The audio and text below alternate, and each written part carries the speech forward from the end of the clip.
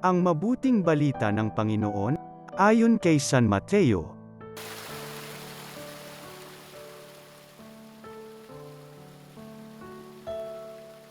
Noong panahong iyon, sinabi ni Jesus sa kanyang mga alagad, "Darating ang anak ng tao bilang hari, kasama ang lahat ng anghel, at luluklak sa kanyang maringal na trono."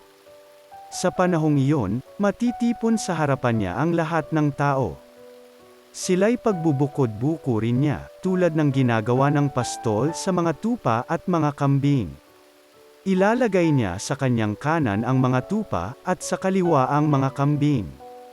At sasabihin ng hari sa mga nasa kanan, "Hali kayo, mga pinagpala ng aking ama. Pumasok na kayo at manirahan sa kahariang inihanda para sa inyo mula pa nang likhain ang sanlibutan.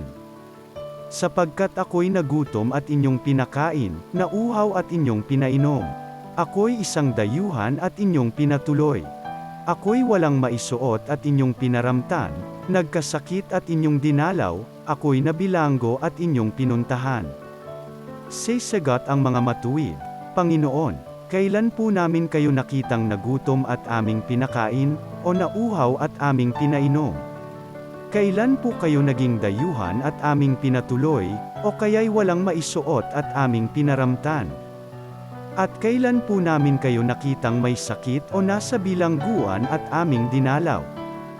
Sasabihin ng hari, "Sinasabi ko sa inyo, nang gawin ninyo ito sa pinakahamak sa mga kapatid kong ito ay sa akin ninyo ginawa." At sasabihin naman niya sa mga nasa kaliwa, "Lumayo kayo sa akin, mga sinumpa. Kayo'y pa sa apoy na di mamamatay, na inihanda para sa dyablo at sa kanyang mga kampon. Sapagkat ako'y nagutom at hindi ninyo pinakain, nauhaw at hindi ninyo pinainom. Ako'y naging isang dayuhan at hindi ninyo pinatuloy, ako'y nawalan ng maisuot at hindi ninyo pinaramtan. Ako'y may sakit at nasa bilangguan at hindi ninyo dinalaw." At sasagot din sila, "Panginoon, kailan po namin kayo nakitang nagutom, nauhaw, naging dayuhan, nawala ng maisuot, may sakit o nasa bilangguan, at hindi namin kayo pinaglingkuran?" At sasabihin sa kanila ng hari, "Sinasabi ko sa inyo, nang pagkaitan ninyo ng tulong ang pinakahamak sa mga ito, ako ang inyong pinagkaaitan. Itataboy ang mga ito sa kaparusahang walang hanggan, ngunit ang mga matuwid ay tatanggap ng buhay na walang hanggan." Ang mabuting balita ng Panginoon.